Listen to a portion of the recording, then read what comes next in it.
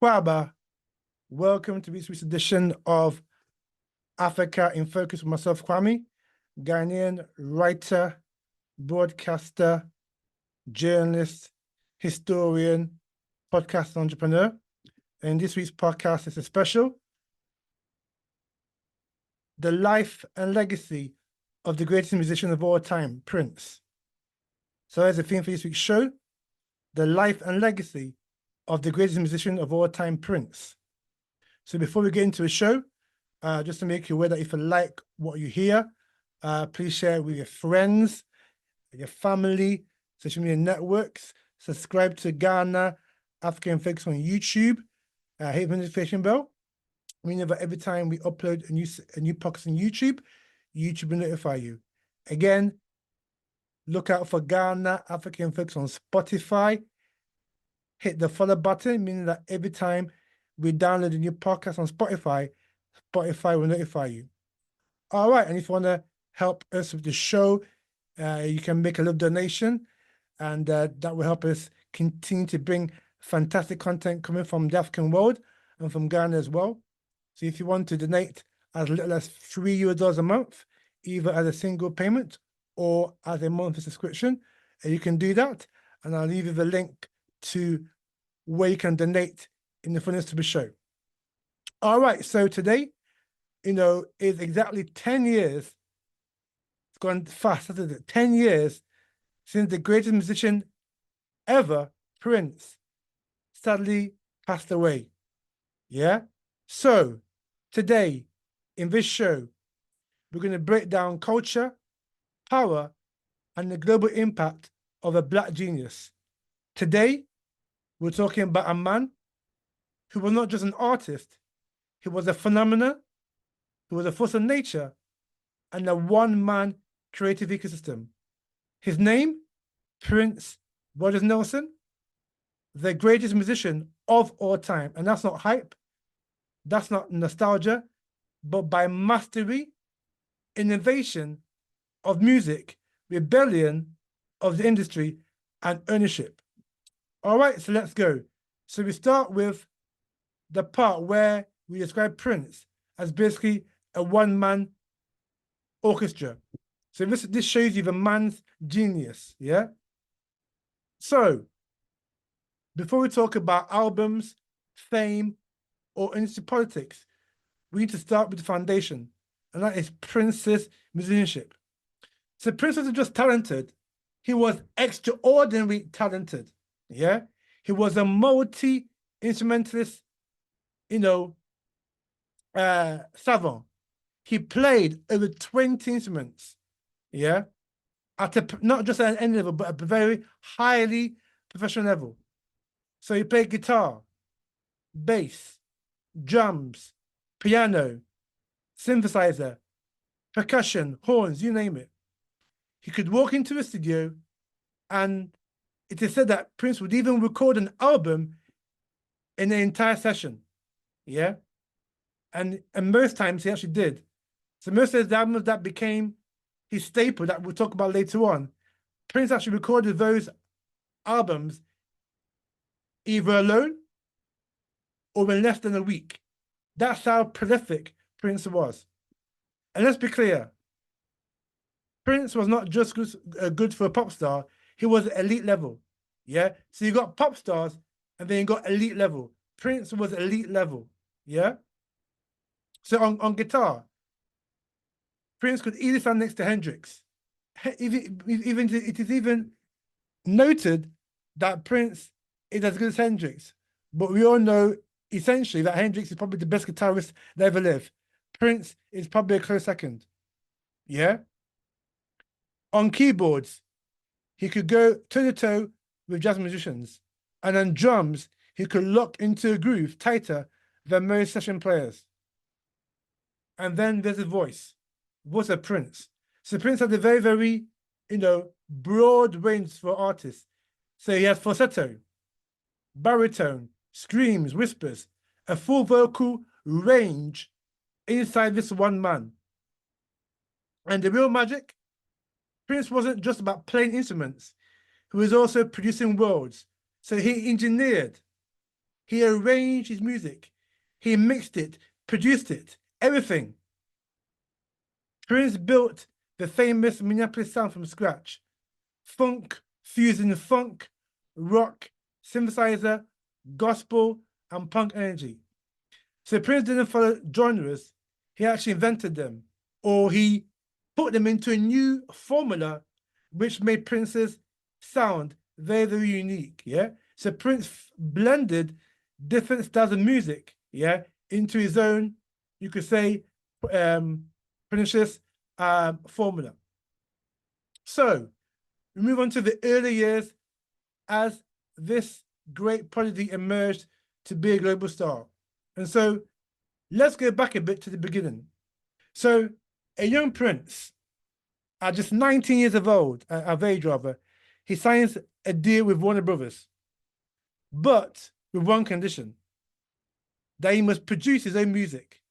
Yeah, because oftentimes when an artist is signed, the record labels want to get you songwriters, get you producers, get you engineers, etc. Prince said, no, I will only sign a deal if I have full creative control. Yeah. And more importantly, that he must produce his music. So that alone tells you everything. Yeah. So his debut album, For You, released in 1978, Prince writes, arranges, produces, and performs every instrument on the album. A teenage boy walks into a major record label and says, I'll do it by myself. Yeah? So forget your producers, forget your songwriters, forget your assistant players. I will do everything myself. So that's not confidence, that's destiny.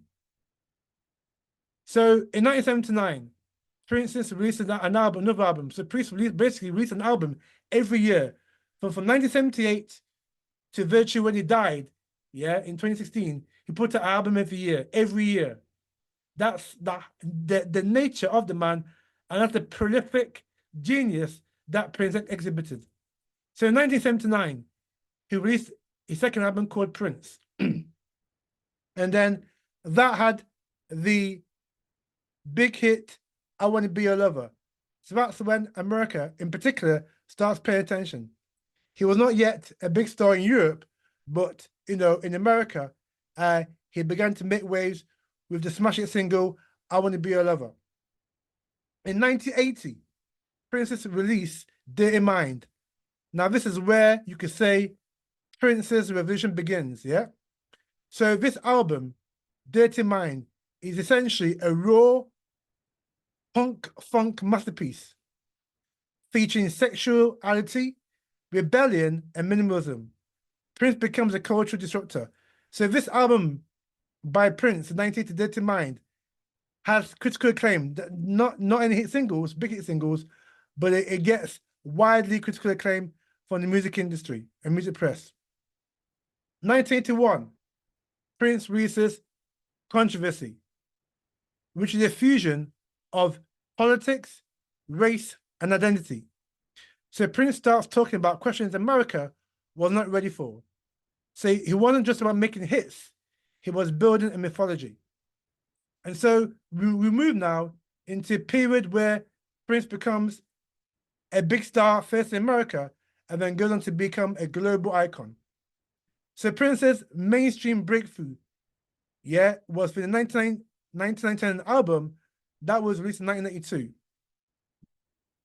Okay, so 1999 changes everything for Prince and makes Prince a big star in America. Yeah, and that album 1999 also made breakthroughs in Europe as well. So 1999 was a synth-driven, the song or the album, by the way, was a synth-driven apocalyptic funk party, a sound nobody had heard before. So it was a fusion of synthesized funk kind of songs on the album that was quite innovative from Prince.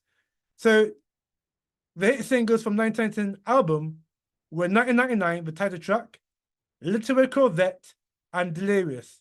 So these three singles makes Prince a global, well, not a global star yet, but a big star in America. Yeah. Particularly Little Record Vet becomes his major breakthrough hit, becoming a top 10 hit in 1983. So Prince becomes a force to be reckoned with in America. He's not just a rising star, he's a generational talent. And here's the key. Prince did it without compromising his ethics, compromising his beliefs, compromising his style, compromising his music.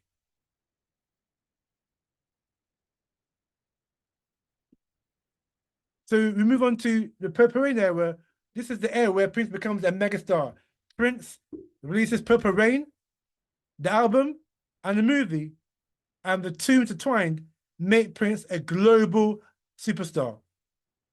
And so Purple Rain wasn't just an album, it was a culture takeover. So the film, the soundtrack, the tour, the Purple Rain tour, particularly in America, because he didn't really tour Purple Rain in Europe, but he toured Purple Rain in America, covering all 50 states in America. So Prince had this idea for a film called Purple Rain. The rare company Warner Brothers were not too keen on that, but Prince was able to influence them that by making this film, yeah, it would sit well with the album, and the album would sit well with the film. And so there's a two intertwined there. Yeah. And so Prince, and so when this film is released in 1984, it's never been seen before. No artist had a lead role in a film like that. And it grossed, I think, about 50 million in its first week. So it was a massive success, Purple Rain. So Prince becomes the first artist in history to have a #1 album, a #1 single, and a #1 film in America at the same time. Never been done before. And the massive hits from Purple Rain were the innovative and creative When Doves Cry, the funk rock Let's Get Crazy, the gospel ballad Purple Rain, and also a pop synth track called I Would Die For You. So Purple Rain made, Prince a global star. And this wasn't just about pop music. It was a spiritual experience as well, particularly when you listen to Purple Rain and you watch a film as well. So Purple Rain enables Prince to become a global star. Now hear what now? Most artists will repeat the formula and play it safe, but not Prince. So Prince, instead of repeating the formula, he actually walks away from it. And that's the difference between a star and a genius. A star protects the formula, a genius destroys it to create something new. And so in this section, we look at, 3 albums in particular that define Prince's creative genius in the 80s. So after Purple Rain, the tour, the album, and the film that made Prince basically a global megastar, yeah, Prince surprised everyone, including the record company, by producing Around the World in a Day in 1985, yeah, which was basically psychedelic, experimental, and you could say non-commercial. However, Prince had a global track with that album, or with the song Raspberry Beret, which was a big hit around the world. And that was the only huge single from the album Around the World in a Day. There was others like Paisley Park, Pop Life, and America. But these were minor hits. The biggest song from the album was Raspberry Beret in 1985, Around the World in a Day. Now, a year later, Prince changes gear again. So from the psychedelic sound of Around the World in a Day, Prince releases Parade in 1986, which is basically funk, jazz, and synth put together. Again, Prince blending different genres of music and putting his unmistakable style. So the biggest single from that album, Kiss, becomes a mega hit for Prince. #1 in the US and top 5 around the world, including Britain, Germany, the Netherlands, France, Australia, etc. Yeah. Massive hit single, Kiss from Prince. Other singles didn't do that well, but again, it cemented Prince's status as a global phenomenal talent, and also somebody who was dared, who also dared to experiment with different types of music, went over to play it safe. So in 1987, yeah, Prince releases another album. This one, called Sign of the Times, is perhaps one of the greatest albums ever recorded, yeah, and it's probably one of Prince's better albums, yeah.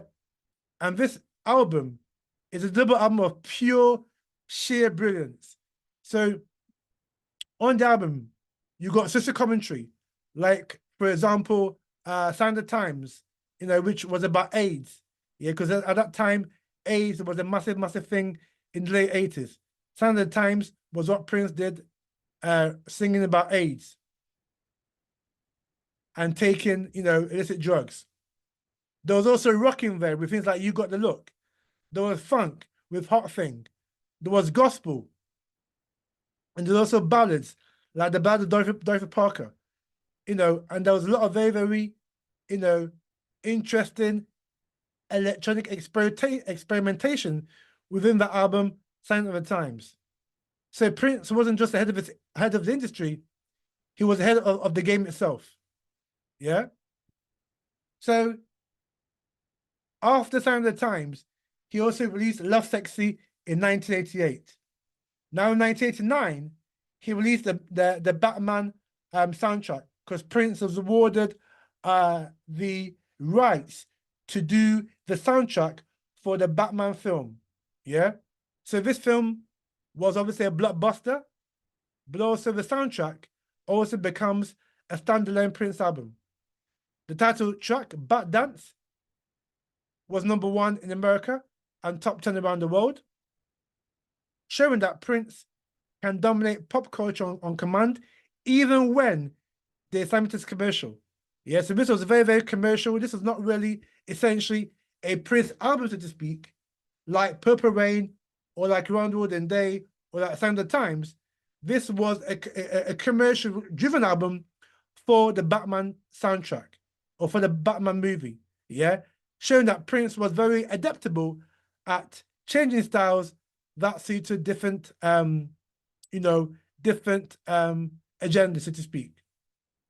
So, Prince showed with the Batman soundtrack that he could dominate pop culture on command, and also he could be avant-garde one year and mainstream the next. Yeah, so that shows you Prince's range within the whole music spectrum of particular albums and dates, whereby every album was different. Purple Rain, 1999, Around the World in a Day, Parade, Sign of the Times, Love Sexy, and the Batman soundtrack. Totally different albums from each other, showing you Prince's genius and also his versatile music range. Now, after this is when Prince enters into a legal dispute with his record company, Warner Brothers. So, Prince wanted to control his masters, because that was the core issue, ownership. Yeah. So Prince, like I said, wanted to own his masters. However, Warner Brothers wanted control of release schedules and catalog value, including his masters. So this wasn't about Prince being egotistic or wanting to be a control freak. It was about freedom. Yeah. Because Prince understood what the industry did to black artists in particular. No black artist was able to own their publishing, let alone, things like copyright and also ownership of masters. So, and Prince understood this, and he was determined not to be another black victim of record industry greed. So this is why Prince went to war, corporate war, so to speak, with Warner Brothers in an attempt to claim his masters and turn his music. Yeah, because yes, the label gives you advance, yeah, to make your album, but and also promote your work as an artist, and also pays for the music videos. But you pay that back, yeah. So that return or that money spent by a record company on you is not free money. That money is paid back when you sell your albums, when you tour, whatever. Yeah. And so Prince understood what the industry had done to black artists in the past, and he was not prepared to be another victim. So this is the period where Prince writes slave on his face, yeah, because essentially that's what he felt was being treated like a slave. You're doing the work, but not getting the just desserts. So even though Prince at that time, so at the time of his battle with Warner Brothers, by that time he actually owned a studio called Paisley Park, where he produced all his music. Yeah. So no longer paying for recording fees. He'd actually also made Paisley Park into studios where he practiced, where he practiced a lot. And also, Paisley Park was also where Prince was also preparing for tours. So when you prepare for tour, people go and hire venues or that the music label picks so you can practice your live concerts, yeah? So within the Paisley Park complex in Minneapolis, which he built, yeah, after the money he got from Purple Rain, Prince used part of Paisley Park as a rehearsal center for his tours.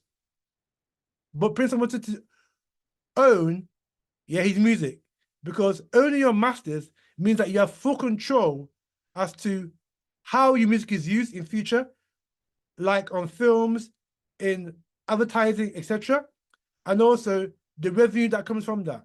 Yeah. So this is why Prince wrote slave on his face, because he felt he was being treated as a slave by the music industry. He then changes his name to a love symbol. He then begins to release music independently via Paisley Park, and also exposes the nature of exploitative record contracts long before other artists did, and other artists admitted, and also before the industry admitted to it. Yeah, because Prince, there was one interview that he did, right, with Jay Leno about how Mariah Carey got screwed, yeah, how Mariah Carey got ripped off. She signed an album contract for 20 million to produce, I think 2 or 3 albums, 20 million deal. And Prince said she was ripped off because basically, at that time in the mid-90s, albums were going for about, $20 for an album. So if your contract, so if you're able to do a contract with the label, yeah, and you got, say, half, you got $10 for the album you sell, yeah.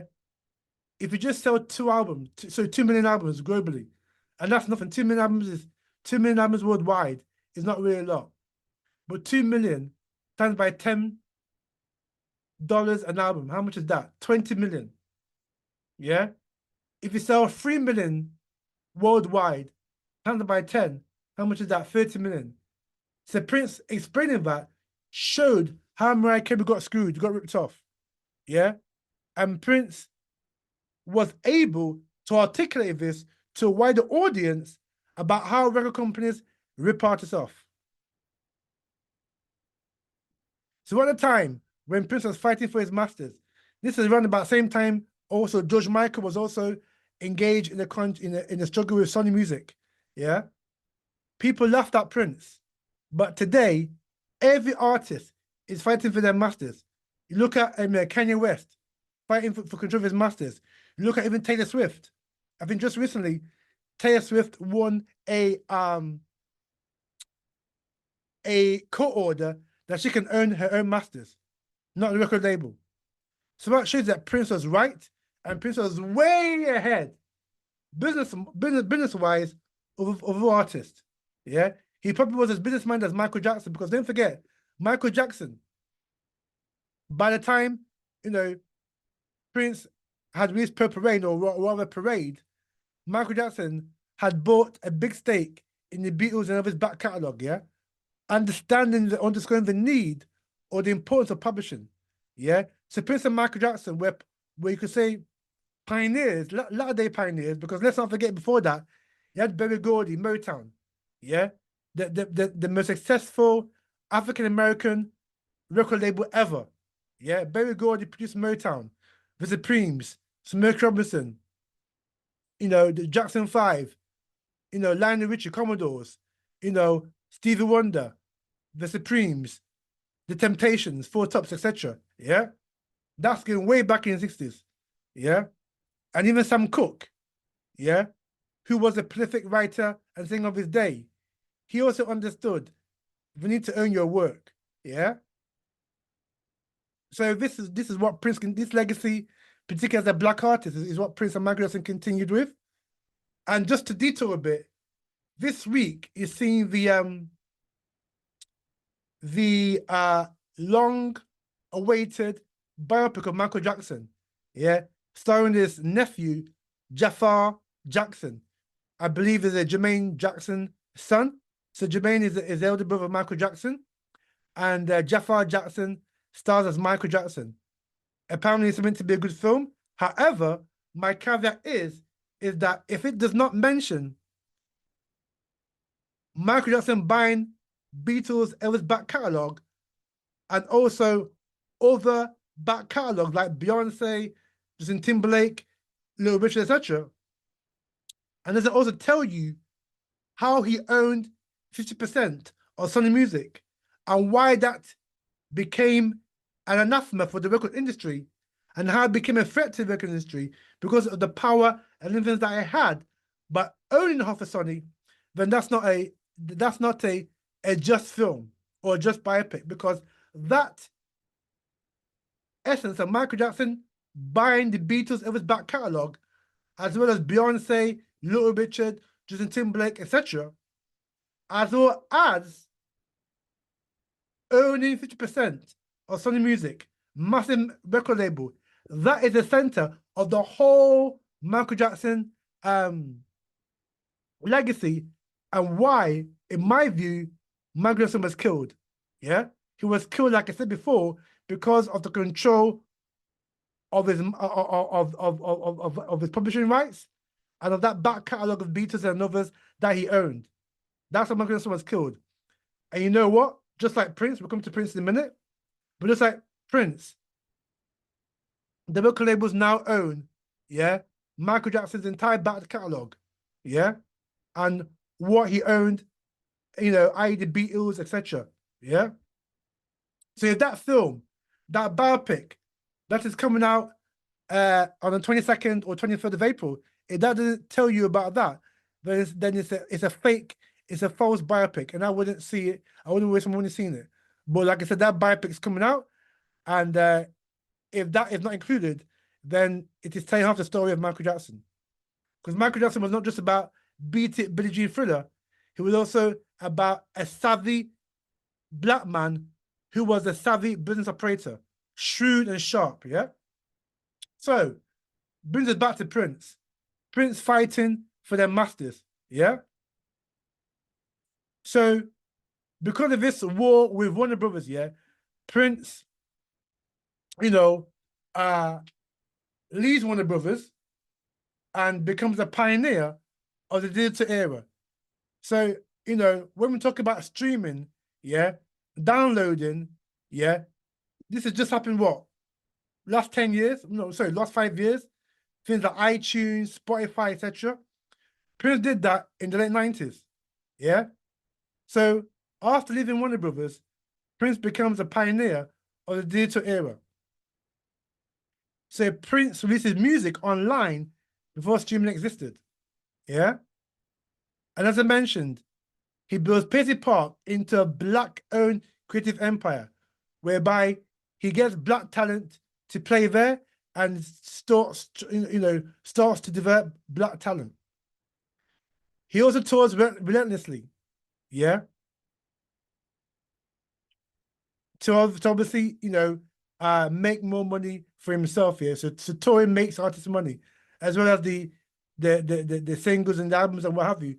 Touring also brings in revenue for artists, and touring is a very, very important part of musicianship, or being a music star. Yeah. So this showed that Prince did not need the industry.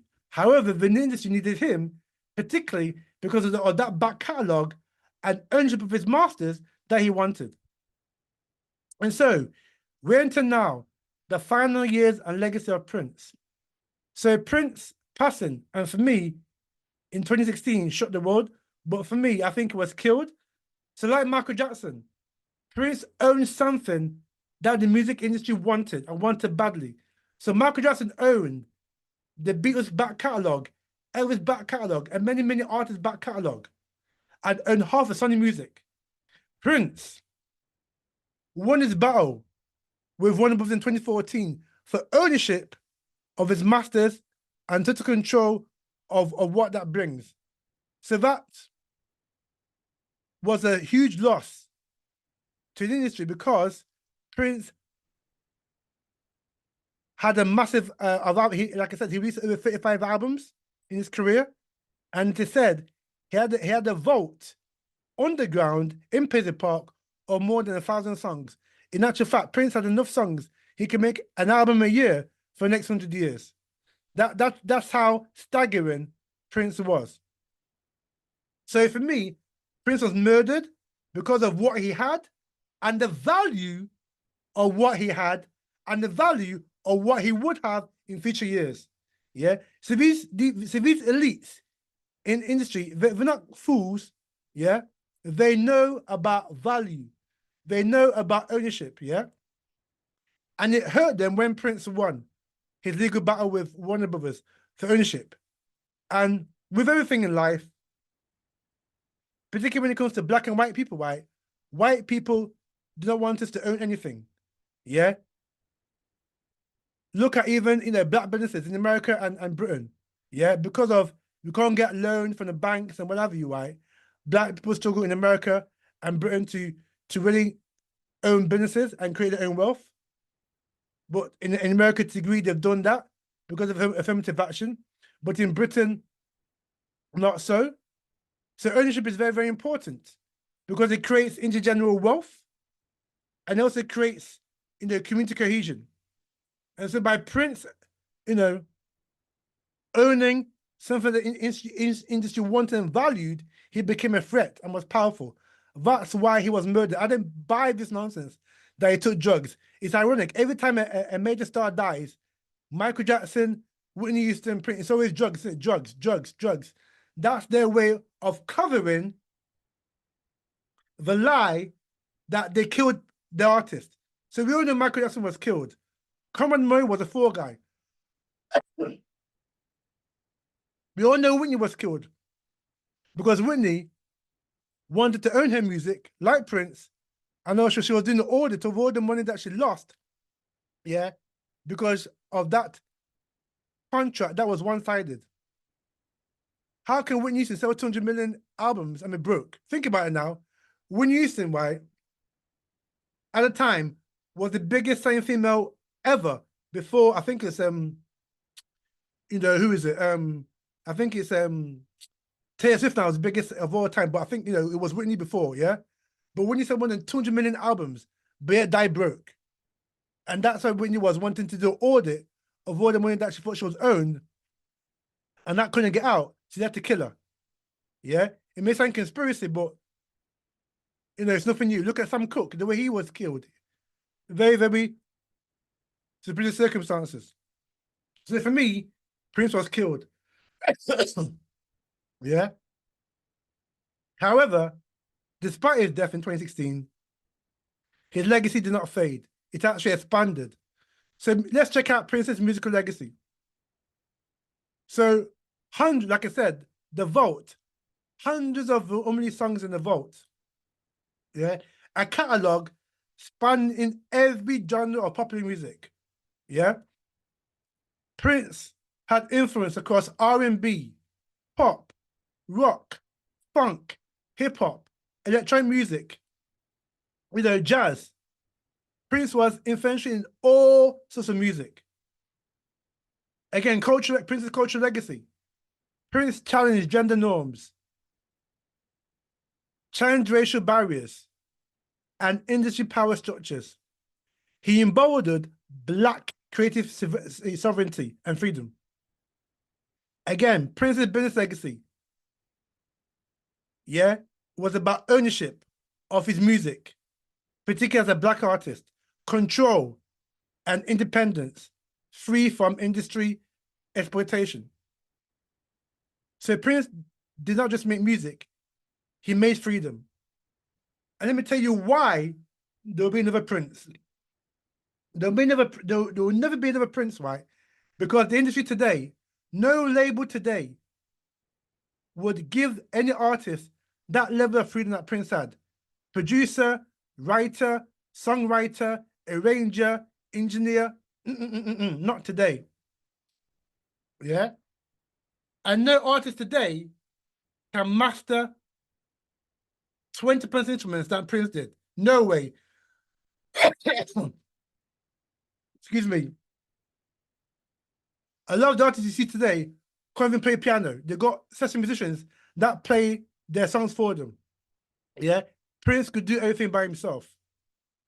Again, no one blends genres of music like Prince, particularly to that level of genius. Yeah? I told you about the albums he released, particularly in the 80s. Purple Rain, Parade, Around the World in a Day, the Batman soundtrack, Sign of the Times, Look Sexy, different albums, fusing different blends of music. No one does that today. And also, no one artist today matches Prince's combination of mastery, mystery, discipline, spirituality, and rebellion. Yeah? So Prince essentially was a generational, outrageously gifted talent that will never see the lights of today or ever. So Prince, Wallace Nelson, in closing, the greatest musician of all time, a man who refused to be controlled by the wicked record industry, a man who redefined artistry, a man who left behind a legacy so large and so vast that we are still unpicking it today. So thank you for listening to this special edition of Africa in Focus with myself, Kwame, Ghanaian writer, broadcaster, historian, entrepreneur, and podcaster. In next episode, we'll be looking about a disturbing issue to do with Black women's hair, particularly hair extensions, being laced with pesticides that can cause cancer. You don't want to miss that because our women need to really wake up about this hair business, right? But we'll get into more next week. So until next week, stay sharp, stay curious, and honor the greats who walked before us. Thank you, and we'll see you in the next edition of Ghana, Africa in Focus.